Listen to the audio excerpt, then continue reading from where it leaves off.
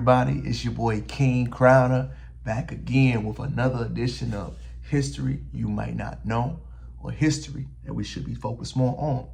Today's lesson is focused on a revolutionary gentleman who we do not give enough reverence and credit to.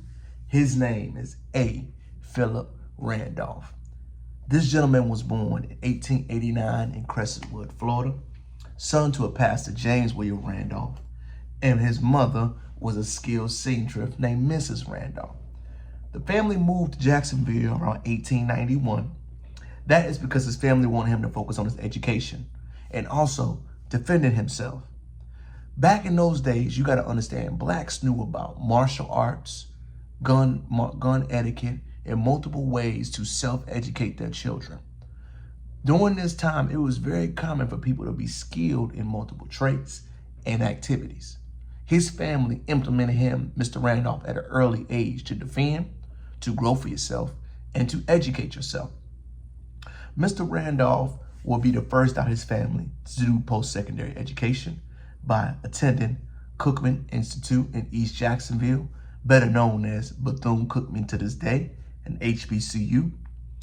He was inspired during his years in college after reading W.E.B. Du Bois' memoir, Souls of Black Folks. And Mr. Randolph was convinced, and he knew in that moment, he needed to fight for social justice. He brought the gospel to Black Americans by making millions of Black households get fair and proper compensation. How he did that is when he moved to New York City at a young age, with his parents' approval, he wanted to become an actor. He wanted to choose his platform and figure out how to speak better and champion. Mr. Randolph's dedication to America started when he noticed that Black Americans did not get the proper wages in this country.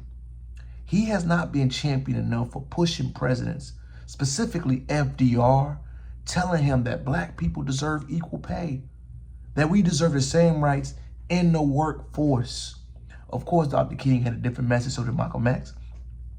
But Mr. Randolph's refuge was so powerful because he focused on the core issue that a Black man cannot perform livable wages.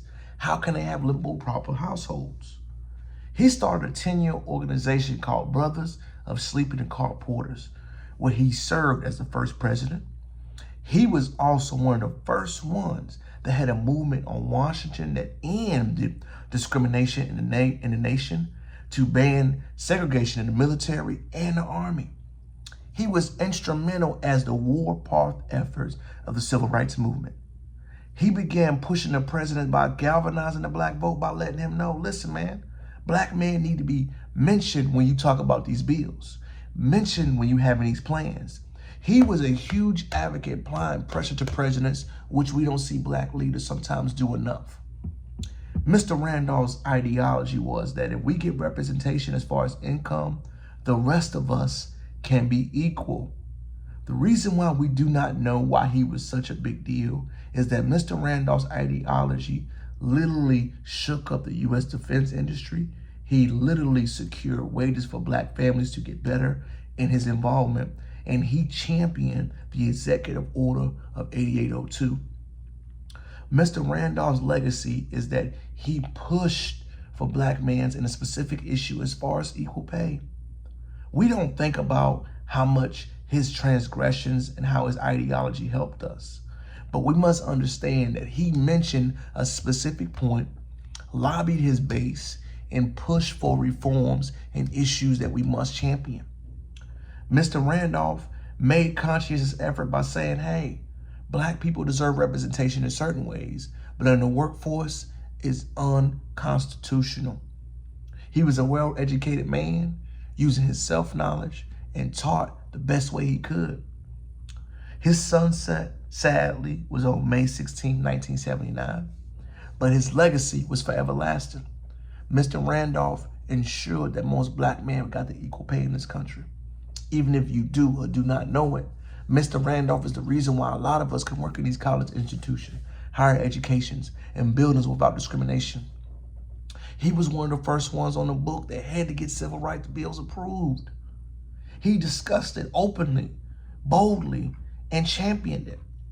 The reason why this is such a big piece of legislation that we don't discuss enough is that It must be said that these type of things must happen for us to get approval. One of his favorite quotes that he said is, freedom is not given, it is taken. He had a more of a Malcolm X type of energy to him. He had a Malcolm X type of ideology, the way he spoke and how transparent he was. And he was also big on championing that we must fight to get the rights we want. Being nice gets us nowhere, so he was kind of a little bit different from Martin Luther King. But he focused strictly on economical benefits for us as a people. Phillip Randolph is not discussed enough. He is something that I believe we all should learn, and learn how he utilized his legacy to galvanize people. I think we don't highlight this man enough for what he did. My job today is to educate you on how pivotal he was, and hopefully you can look up some of his research and speak it on your own. Mr. Randolph pushed, lobbied, educated, and had strong opinions on what the black people need in this country. He did it boldly. He did it as a father, as a husband, as a leader in his community. He started the philosophy that charity starts at home. That ideology that he has is still pervasive to this day. He championed that black people are the culture in this country. Never forget that.